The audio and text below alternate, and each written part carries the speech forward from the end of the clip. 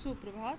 Class 11 Hindi आरोह गद्य भाग का आज हम लोग पहला पाठ मुंशी प्रेमचंद्र जी द्वारा लिखित नमक का दरोगा इसी शीर्षक का अध्ययन करेंगे। प्रस्तुत कहानी नमक का दारोगा मुंशी प्रेमचंद्र की बहुचर्चित कहानियों में से एक है।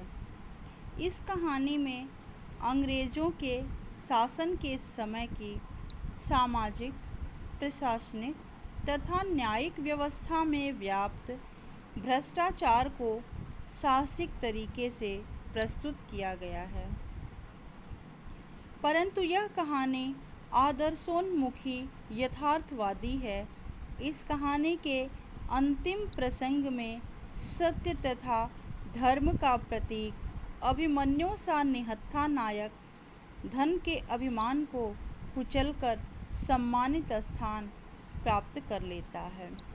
इस कहानी के मुख्य नायक बंशीधर हैं और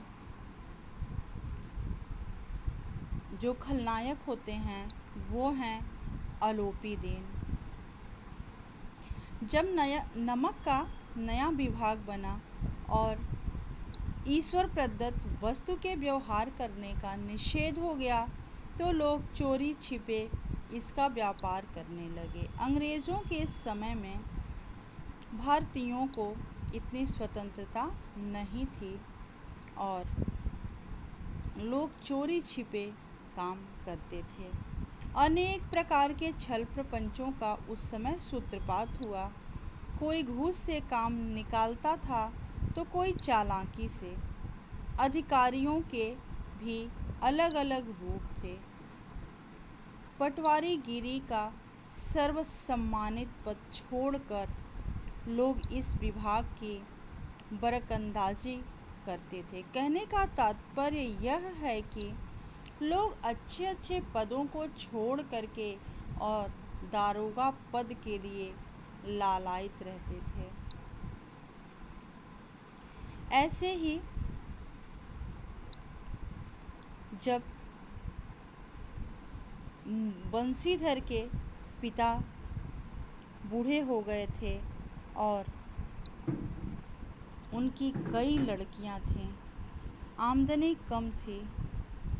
जब बंशीधर नौकरी की तलाश में निकलते हैं तब उनके पिताजी उनसे कहते हैं कि बेटा ऐसी नौकरी करना जिसमें कुछ न कुछ ऊपरी आमदनी ज़रूर हो।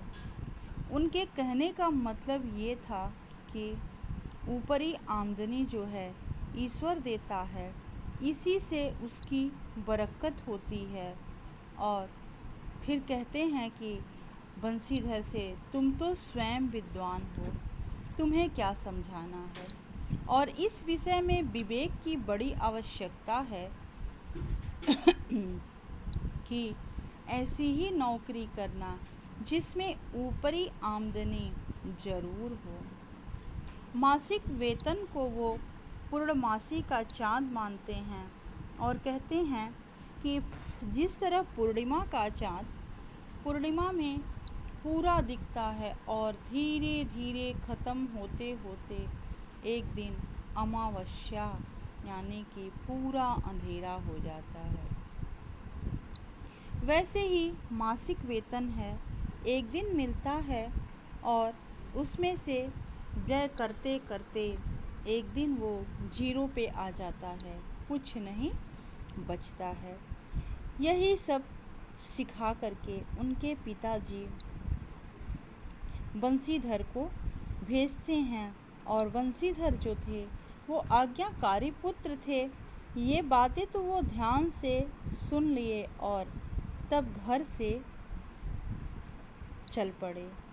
इस विस्तृत संसार में उनके लिए धैर्य उनका मित्र, बुद्धि उनकी पथ प्रदर्शक और आत्मावलंबन ही उनका सहायक था। लेकिन अच्छे सुकून से चले जाते थे। जाते ही जाते इतने अच्छे संयोग से चले थे कि जाते ही जाते नमक विभाग के दारोगा पद पर प्रतिष्ठित हो गए।